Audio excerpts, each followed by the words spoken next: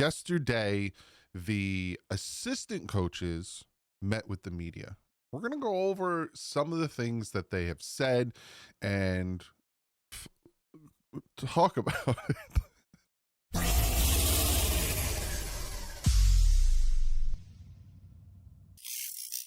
What is up, Finn fans? That's why you subscribe, to hear me ramble and blabber and all that good stuff. Appreciate you. So a bunch of the assistant coaches met with the media. I'm gonna read to you. We're not gonna listen to it. From Weaver, from the wide receivers coach, offensive line coach. I'm like looking at it here. Quarterback coach Daryl Bevel, my uncle, and Embry. So let's start with the offensive line coach, right? So this is from the Palm Beach Post, because obviously I couldn't be down there.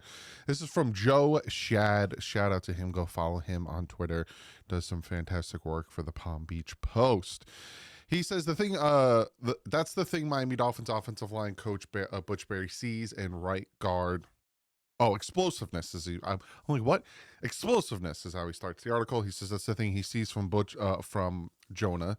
He says, you see, he's a big body guy that's really explosive, that can run. So he's a big body, heavy-handed player that can anchor the pocket, but he's got the explosiveness in the run game. All right. And so the explosiveness is there for the run game and his ability to anchor the pocket. So for us, that's a big deal. From what I'm hearing, and again, from the Dolphin collective, Omar Kelly and Alan Poupart have both said this, and they have seen these players with their own peepers, even though one of them has LASIK and the other wears contacts. They said that, you look at these guys like Jonah, like even Grant, and the offensive line in the trenches guys, and you think that they're all big old fatties, aka Vince Wilfork. No, disrespect to him, he was a big boy, but they're saying like Jonah is kind of ripped, not like shredded, but he's like a big dude. But he's not like a big old flabby like me. He says the Dolphins moved up in round 2 to select him. I like that he played multiple spots. I think that's really important. And that is big. Again, go back and watch why I wanted Jonah. And it's because, God forbid, Patrick Paul is not doing great at left tackle. Jonah can go and play left tackle. Like, Jonah has the versatility. He also played right tackle. Like, we could put him anywhere we need to. Jonah has been a right guard and a right tackle. Will Jonah start off at right guard with the veteran newcomer James Daniels at left guard? Stay tuned. I think this is what Brooks says. Butch Barry, not Brooks. I think the biggest, it's a matter of finding the right fit for the player. And so where is he best at his best? Yeah, we have the position to fill, right? But it's all about what position are they at their best. And so that's where it begins, right? And then obviously there's certain criteria within each position we think is bigger priority than others. Do I sound like this? Like, I'm not knocking Butch Barry, but do I sound like this at the beginning of my videos where I kind of ramble and you're just like, what are you saying? Because I'm going to read this word for word again. And it kind of, I think the biggest comment, it's a matter of finding the right fit for the player, right? And so where is he at his best? Yeah, we have a position to fill, right? But it's all about what position they are at the best, right? And so that's where it begins, right? And then obviously there's certain criteria within each position we think is bigger priority than others. That's exactly what he said. Do I sound like that at the beginning of the videos? Because if I do, I apologize. I tend to ramble, but as a dyslexic who has trouble reading anyway, to have to read that, I was like, "Brr." That's why sometimes reading what these guys say really like makes my brain melt, because when you talk, it's different. Like, you're not like I'm not reading a Barry Jackson article that is like articulated and they're talking. He also says he came right in right to the standard of work. He came right in right to the standard of work. I think he essentially means he came in like not out of shape and yada yada. I keep pushing him more and more every day to grind, and he's doing that. Like I said, it's really hard, some of the stuff, because it's drill work. But what can we do, and how we are grinding, that's what I care about. You're kind of hearing that word a lot, but that's what matters right now. Our standard of work has to be there, and the guys are doing it and they're responding and exceeding, because at the end of the day, it's all about them being the best versions of themselves. So essentially what Butch is saying is he's a big fan of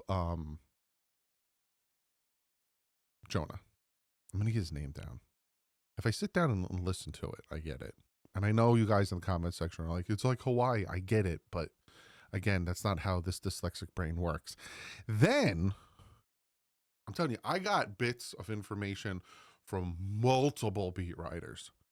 I'm hitting up all the goods, because this one's from my boy David Fiorenes. Butchered your last name. Follows me. I follow him. We chat. Great human being. He says Dolphins O-line coach calls Liam Eichenberg glue of the unit. Miami Dolphins bring back offensive lineman Liam Eichenberg this offseason was a hot topic of debate. Eichenberg struggled as a starter at right guard in 2024, and by season's end was part of the platoon at the position with Isaiah Wynn. Dolphins offensive line coach Butch Barry touched on what the coaching staff values in Eichenberg when he spoke with the media. He's the glue in the room, Barry says, does an unbelievable job with the whole room, doing an unbelievable job with the young players. He's a leader by nature in terms of how to do the standard of work. He can play a lot of different positions. He's has multiplicity. Like, why you gotta throw that word out there? And thinks that's very important. I get it. I get it. One more time, I'll say it. I get it. Because he can play multiple positions. Obviously, we don't want him at left tackle or right tackle because he's not good. And we saw him play at center. It's not great, right? It's not Brewer. It's not Connor Williams. It's like bottom of the barrel. God forbid we need someone. It's not great. It's not even good. It's and then we saw him at the guard position, and we saw him at right guard, and saw him getting pushed back 2 or 3 steps every snap, and seeing him on the ground constantly. And then you see Isaiah Wynn come in for a snap or two and pushing people out of the way. It's day and night. We've seen it. Like, we see the difference, and it just, it doesn't make any sense to me. It doesn't. Now this we hear from Darrell Bevell. I've talked with Darrell Bevell. I met Darrell Bevell last year at training camp. Great human being. Absolutely. I think to get the chance to chat with Darrell Bevell and to build somewhat of a familiarity with Darrell Bevell was outstanding. Shout out to my man Sean. And I was afraid we were going to lose him, to be honest with you. I thought he was going to go to Oakland or something as our offensive coordinator. The fact that we kept him, I'm happy about that. Now, this is from Joe Shad. He said, Miami Dolphins quarterback coach Darrell Bevell scouted Zach Wilson when Bevell was with the Jacksonville Jaguars, and the team drafted Trevor Lawrence. The Dolphins have added Wilson to back up Tua. This is what Bevell said. He's got a gifted arm, so he's special with that. We're continuing to work on the footwork and then how to not always have to rely on the arm. Yes. And then to be able to use your feet to stay on time. To go with your feet are telling, to go with where your feet are telling you to go, that you need to go with the ball. I am so sorry for butchering that. I will say this about Zach Wilson. When that draft came out, you can go back and you can watch my video. This is why the best thing about me doing this is it's all documented. I wasn't a big fan of Zach Wilson. I don't remember where I had him ranked, but I wasn't a big fan of Zach Wilson. And I honestly said, and you can go back and watch it, that due to the fact that he played at Boise State behind one of, if not the best offensive line in the nation, is going to hurt him when he comes to the NFL, and he is not going to be behind one of the best, even a good offensive line. And I said he's going to struggle. It's kind of what happened. Bevel also says he's really eager, he's really humble. He's you. See, this is what I'm talking about. I'm going to read it word for word. I'm going to read it word for word. This isn't me stumbling. This is me reading it for word. He says he's really eager. He's really humble. What can I do? Need to get better. And I'm just, in every way, I've been really pleasantly pleased and pleasantly surprised by how good he's been. I am going to show you, just so you don't think I made that up. That's what I just read. He's really eager. He's really humble. What can I do? Need to get better. And I'm just, in every way, I've been real. You would think I had a stroke reading that to you. Bevel suggested Wilson and Tua have meshed well. Love the way that, this is what Bevel had to say. Love the way that he's coming into the room, Bevel said of Wilson. I love the interaction the two of him have been able to have. They've had some good conversations, some real conversations, talking about some of their past experiences and things like that. I have a Tua Tagovailoa video coming out for you guys tomorrow. There's something I want to talk about and something that Omar Kelly said that I find very, very interesting. Obviously, there's things that as a coach that you want to get him and start working with him and maybe help him. Whatever the things that you see that you can help him improve. And I was eager to do that. I think it's a fine line when it comes to, even though Tua is a clear starter, it's also clear, essentially the backup position. He says, I think it's a fine line. Obviously understanding what your role is, being able to manage that role, but also knowing what you're capable of and still having the hunger to get better and take that role right. So what we want them to be able to fit in that role, but still be hungry. And hey, I want my guys to have the mentality, don't go down. If you go down, I'm going to be ready to go in there. So that's the mentality I want all my backups to have. And I feel that from him, and hopefully we're going to be able to help him get better, and hopefully he never has to play. Yeah, of course. You don't want him to play, because if he plays, that means your starting quarterback is done and he's out. So 100%. I would love, and I said this before, and I will say it again, I'm a Miami Dolphin fan through and through. I don't care who's at the helm as long as we win. Winning is the most important thing to me. I'm knocking on the wood. Shout out to Jeff. Give me a block of wood that I knock on all the time. God forbid, I would be happy with the quarterback controversy, because that means we're still winning, God forbid. And that's all that matters to me, is winning. I don't care how. I don't care.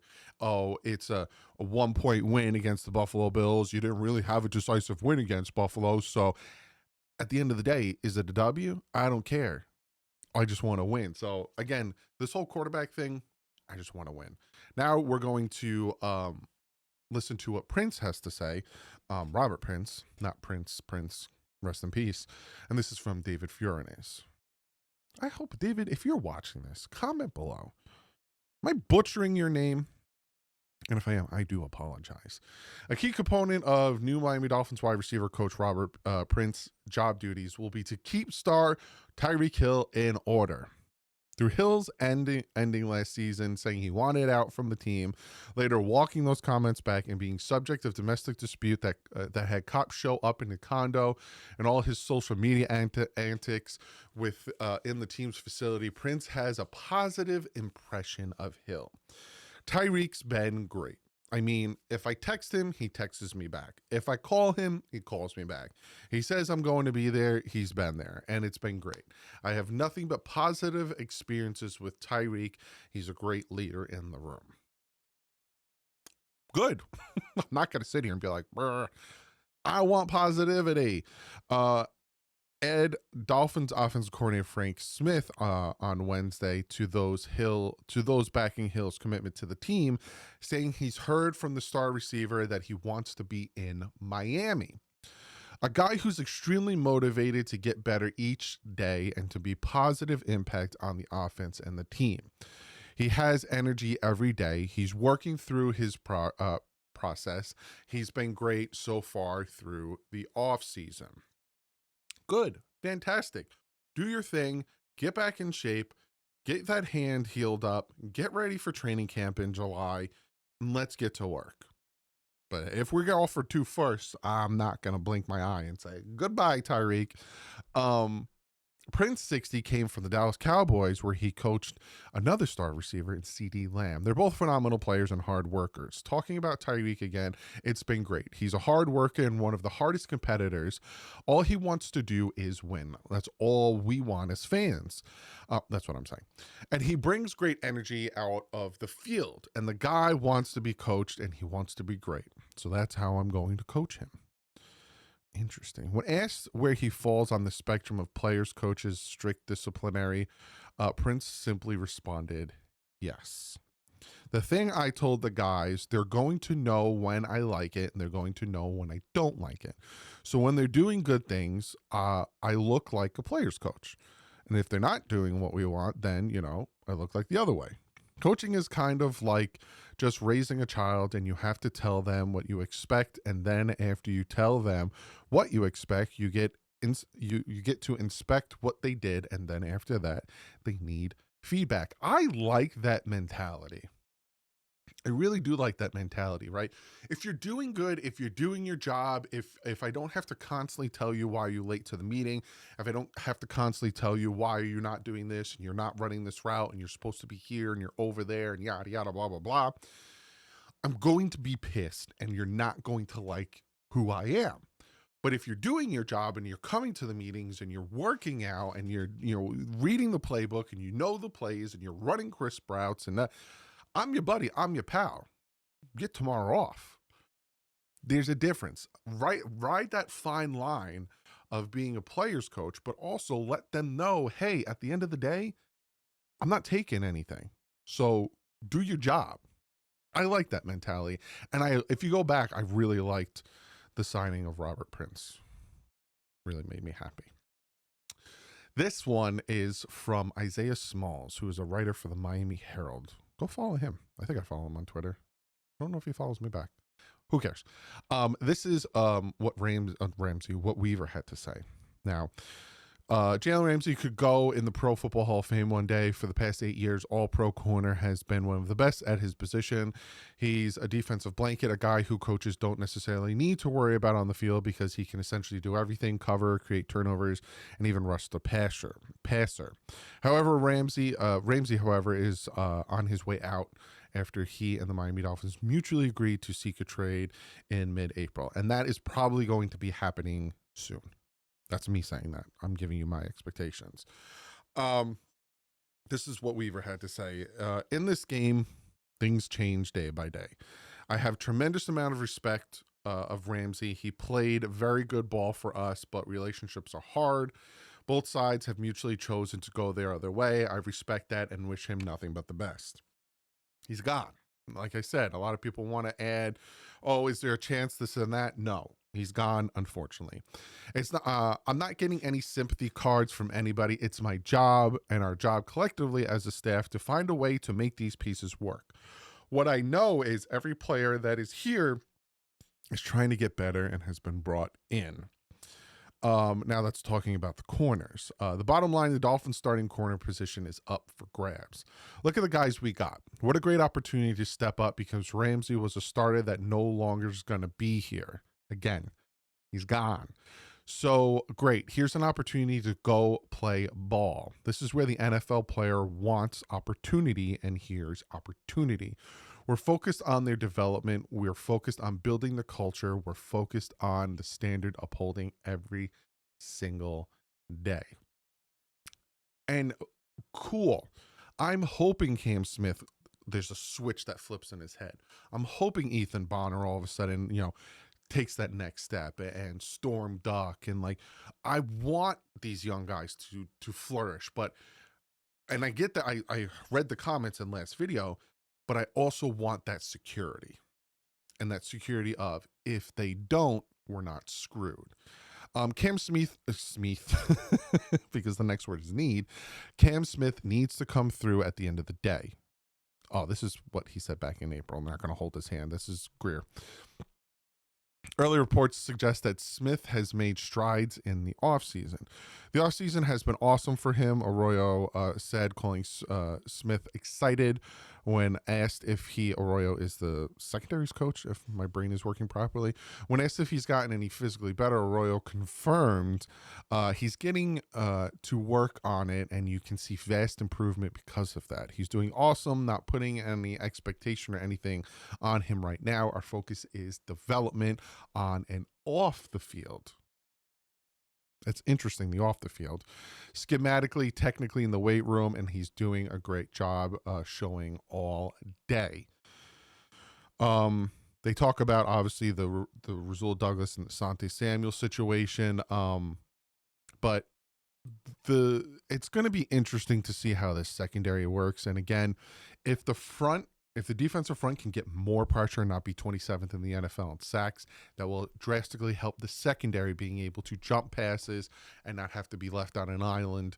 And you have guys like Josh Allen or Patrick Mahomes or Lamar Jackson able to run around and have plays break down. That's what kills us, is when mobile quarterbacks have plays break down. This last one is from Omar Kelly, and he talks about Embry and Jonnu Smith. John Embry has coached greats of the game, legendary tight ends such as Tony Gonzalez, Greg Kittle, talents who are either in or going to gain entry into the Hall of Fame. He's coached two of the best ever at the position. We're talking about first ballot Hall of Famers. So the Miami Dolphins tight end coach knows what it's supposed to look like, which is why he will shrug his shoulders at Jonnu's record-setting season for the franchise last year. For Jonnu, this is Embry. For Jonnu, the next step for him is to be more consistent and someone who can rely on in the run game, and then being better when the ball, when he has it, which is interesting. Embry said Wednesday at the conclusion of the team's phase 2 offseason program, which is like conditioning and stuff. If we can get every yard we had available to us, that's what I'm looking for. So I like that, right? He's not, Embry's not coming out and saying, Jonnu Smith did this and that, and, if he continues to, he's not resting on his laurels, and he's not saying, oh, he's good, I'm out. He's pushing him. You got to be better. You got to work on this. You got to work on that. You got to work on this. He left 182 yards on the field and another 2 touchdowns, Embry said of Smith, who is notorious for being the last player off the practice field because of extra work he does daily. He could be better in the run game. We've got to clean up some things at the top of his route. My players get it. I tell them all the time, my job is to never be satisfied, which I absolutely love. Jonnu is the kind of guy who is naturally pushing himself. It's been quite a journey for him to get where he is now.